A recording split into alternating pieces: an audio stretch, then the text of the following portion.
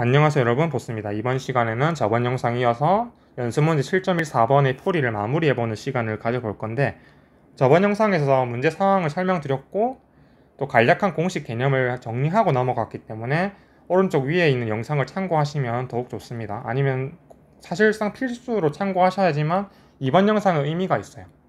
그러니까 1번 영상을 참고 안 하시고 2번 영상을 보시는 건 사실상 의미가 없기 때문에 좀 추천드리지 않습니다. 일단 바로 들어가 볼게요. 저번에는 어떻게 했냐면 이 경로, 반원에 대한 경로, 반원에 대한 경로가 1번이었고 이 직선이 2번, 3번, 4번이었어요. 전류는 이렇게 반시계 방향으로 흐르는 경로였어요. 그러면 우리가 어떻게 할 수 있냐면 1번은 비오사바르 법칙을 통해서 구하는 게 적절했지만 2번에 어떻게 하면 돼요? 그렇죠. 이 직선 도선에 의한 죄송해요. 이 직선 도선에 의한 자개만 공식만 이용해주면 되는 게, 왜냐면 직선 도선이니까 실제로 지금 직선이죠 다. 그러면 한번 구해볼게요. 자, 이게 지금 2번 경로인데 어떻게 하면 되냐면, 우리가 4파이 로분의 i 코사인 알파 2 마이너스 코사인 알파 1이라는 공식을 외웠어도 적용을 하기 위해서 이 영상을 보시는 건데, 어떻게 설명드릴 수 있냐, 이 지금 우리가 자개가 이 원점에 대해서 측정을 하려는 거니까 그 자개가 원점을 향해서 도선 양끝점을 표시해주고 그 양끝점을 연결해요. 이렇게 연결하는 거예요. 연결해주고 연결해요. 그랬을 때 알파2는 위에 각, 알파1은 밑에 각이라는 것 정도는 제가 설명드렸죠. 그럼 알파2는 이 연결한 선 기준으로, 이 선 기준으로 이렇게 밑에 각이에요. 그리고 알파1도 밑에 각이긴 한데 이 연결한 선 밑에 있는 각이에요. 자, 다시 정리해보면 알파2는 이 위쪽의 각, 알파1보다 높이 있고 알파1은 알파2보다 밑에 있는 각도인데, 다만 이 선을 연결한 선이라는 게 별게 아니라 이 형광펜 칠해놓은 이걸 말하는 거고요. 그러면 그 연결한 선 밑에 위치해 있는 이 각도와 이 각도가 각각 알파2와 알파1이 된다. 그러면 알파1은 90도죠. 왜냐면 직각이니까. 그럼 코사인 알파2, 코사인 알파1이 코사인 90도인데, 그러면 코사인 90도는 0이니까 이게 날아가는 항이 바로 뭐가 된다? 근데 2번에 대한 자개가 되겠네요. 4파이 로우인데 로우는 상수죠. 로우가 어떤 길이에요? 잠깐만요. 이걸로 합시다. 이게 구별하기 위해서, 이게 지금 이게 로우죠. 이 짙게 색칠해둔 이 초록색 형광펜 칠해놓은 이게 바로 로우죠. 로우는 일정한 상수처럼 생각하시면 되고, 실제 변수가 아니니까, 변하는 수가 아니에요. 로우는 고정이에요 항상.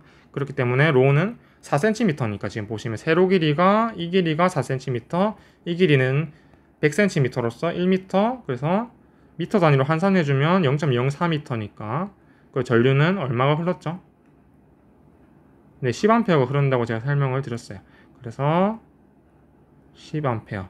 그리고 코사인 알파1은 이게 빼기 0이니까 네, 표시 안 해주고 코사인 알파2에 대해서만 계산을 해주시면 됩니다. 다만 벡터 방향을 어떻게 표시해주면 되는가, 벡터 방향은 K방향 단위 벡터예요. 결론부터 말씀드리면 그게 왜 그러냐면, 이거 헷갈리시면 이게 사실 돌아가는 방향이니까 이 도선을 기준으로 이렇게 돌아가면 이렇게 튀어나오게 되거든요. 위를 향하게 되는데 그게 사실 처음에 헷갈리시잖아요. 그러면 비오사바르 법칙을 통해서 구하실 수 있습니다. 어떻게 구해낼 수가 있느냐, 보시면 여기 보세요. 이게 지금 이게 DL이죠 지금. 그죠? 이 화살표, 짙게 화살표 표시한 게 이게 DL 벡터고, 그러면 그 DL 벡터로부터 자개를 측정할 원점을 향한 벡터가 R 벡터인데, 그럼 DL 벡터 쪽에서 R 벡터 쪽으로 오른선 법칙을 이용해 주시면 그게 바로 비오사바르 법칙이었으니까 이렇게 돌려주면, 그렇죠, 오른손 돌려보세요 한번. DL 벡터를 향해서 손을 펼치시고 R 벡터 쪽으로 감아주면 오른손의 엄지손가락이 향하는 방향은 Z방향 단위 벡터가 되겠죠. 이해되셨나요? 왜냐하면 오른손 법칙이 엄지손가락이 향하는 방향이니까. 네, 혹시 이해 안 되셨으면 언제든지 편하게 어떤 부분이든 질문 주세요. 언제든지 답을 드릴게요. 그래서 K방향 단위 벡터가 된다는 걸 일단 설명을 넘어갈게요. 그래서 코사인 알파2만 구해주면 우리는 벡터 방향을 아니까 H2번에 대한 자기를 구해줄 수가 있는 건데, 알파2는 어떻게 구해줄 수 있느냐 하면 탄젠트 알파2가 지금 이 길이 분의 이 길이니까 밑변분의 세로가 탄젠트의 정이죠.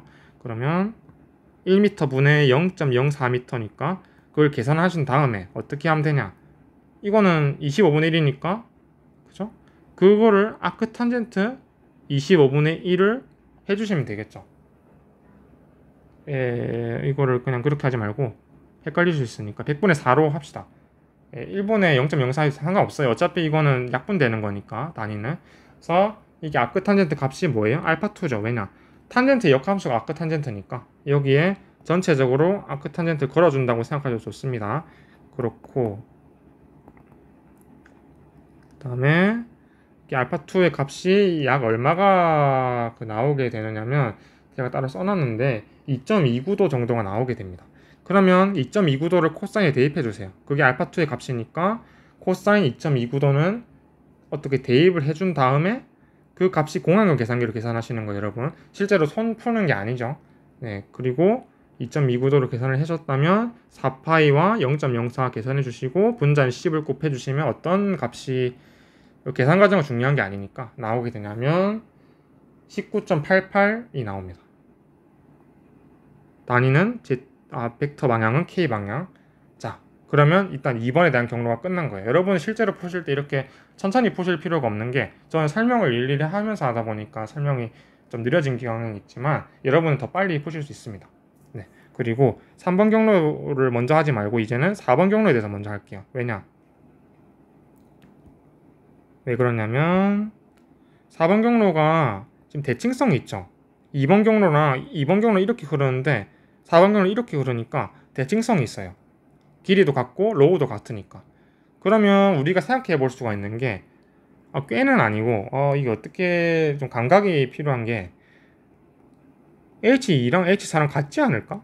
또는 반대가 되지 않을까? 라는 거예요. 사실 결론부터 말씀드리면 H2번에 대한 자개와 4번에 대한 자개 H는 같아요. 그래서 이것도 19.88K가 되는 거예요. 그 왜 그러냐면, 이게 왜 같냐면, 우리가 지금 이게 대칭성이 가지니까 로우도 같고 코사인 값도 같을 거 아니에요. 왜? 이게 위에 각도고 이게 밑에 각도니까. 그죠? 그건 설명 따로 안 드릴게요. 이해가 되셨을 거니까. 방금 했던 거랑 똑같죠? 대신에 벡터 방향을 어떻게 결정하느냐, 대칭성이 있는 건 알겠지만 벡터 방향은 헷갈릴 수 있으니까 이게 DL이죠 지금. 그죠? 그렇게 표시해 놓은 게 이게 지금 DL인데, 이 DL 방향의 DL인데 그 DL로부터 원점을 향해서 뻗어나가는 벡터가 이 벡터죠? 그러면 이거 이렇게 감아줘 보세요. 오른손을 DL 벡터 쪽으로 펼치고 R 벡터 쪽을 감아주면 위를 향하는 방향이 되죠. 결국엔 K 방향 벡터랑 다름이 없다. 일치한다는 걸 비옥사바르 법칙을 통해서, 오른손 법칙을 통해서도 알 수 있었죠. 그래서 4번 경로에 대한 답도 19.88K가 되는 거예요. 그럼 이제 남은 건 뭐예요? 3번 경로에 대해서 남았죠? 자, 3번 경로에 대해서 구해줍시다. 3번 경로는 사실상 대칭성이 있네요. 이렇게. 왜 대칭성이 있느냐? 이게 사실상 축이 지금 이렇게, 이게 지금 축이니까 그렇게 된다면, 네, 연결은 선 밑에 각도라고 말씀드렸죠? 밑에 각도. 이렇게 연결해서 이게 알파1이 되는 거예요. 이게 처음 하실 때 헷갈려도 이해를 자꾸 하시다 보면 이해가 원활하게 되시게 될 겁니다. 알파2는 이 선 연결한 선 밑에 각도, 알파1은 또 그 더보다 밑에 각도. 그러면 알파2는 코사인 값이 되고 알파1은 또 코사인 값을 대입해서 어떤 이 공식에 대입을 해주시면 되는 부분이죠. 그러면 알파2의 탄젠트 값을 일단 구해줍시다. 왜 그러냐면 알파1에 대해서 구해줄 필요가 없는 게, 알파2를 파이에서 뺀 게 180도에서 뺀 게 알파1이니까. 왜냐, 이게 알파2죠. 이게 안 보실 수도 있겠다. 이거 이등변 삼각형이니까, 그죠? 이 각도 같죠? 이 두 개가 합동이니까. 혹시 이해 안 되셨으면 질문 주세요.